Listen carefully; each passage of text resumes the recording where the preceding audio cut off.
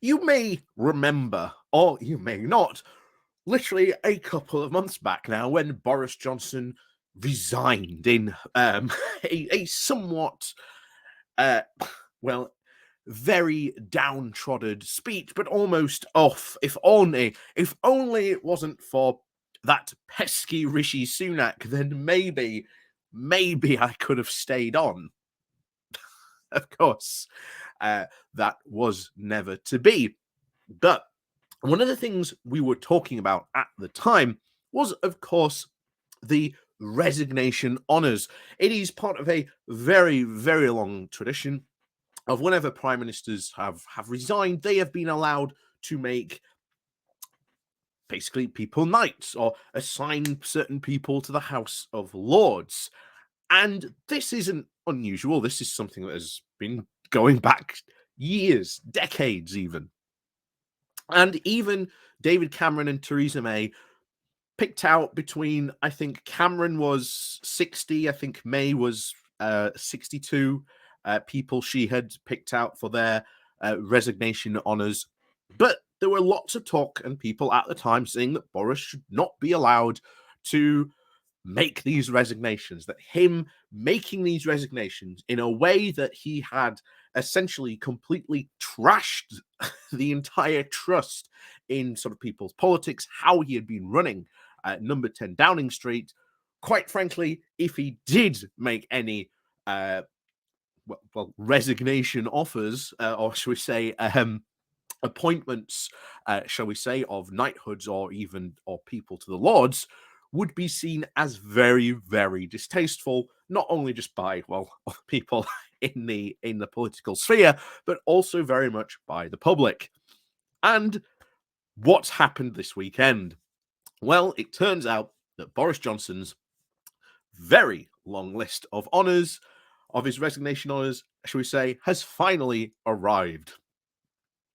So before we go diving into this, please do remember to hit that like, share, and subscribe button. And of course, down below, there are links to my Patreon page and a one-off link called Buy Me Coffee, where you can, buy me coffee. And of course, as always, thank you very much to those people who do help support the channel. And of course, there is the YouTube thank you button. And, pardon me. And of course, there is the Pony Club down below as well. So let's get into this honours list. Now, you may remember, just as I said, May's, Cameron's, they're around 60, 62-ish. Boris Johnson's resignations honours list totals over 100 people. I think it's, from what I've heard people say, this is the most honours that one prime minister resigning has ever handed out since, I think, the late 1900s. Normally, it is around sort of the 50s and 60s, and it's very sort of much, and let's be honest, this is a bit of cronyism going on here. It is essentially the prime ministers of the past essentially rewarding their political allies, or appointing a friend to the House of Lords. This isn't, something that should be celebrated. It's something that should have been ended a long time ago. But unfortunately, this very, very much does go hand in hand with trying to reform the House of Lords as well. Because not only is this giving people knighthoods, it's also appointing people to the Lords.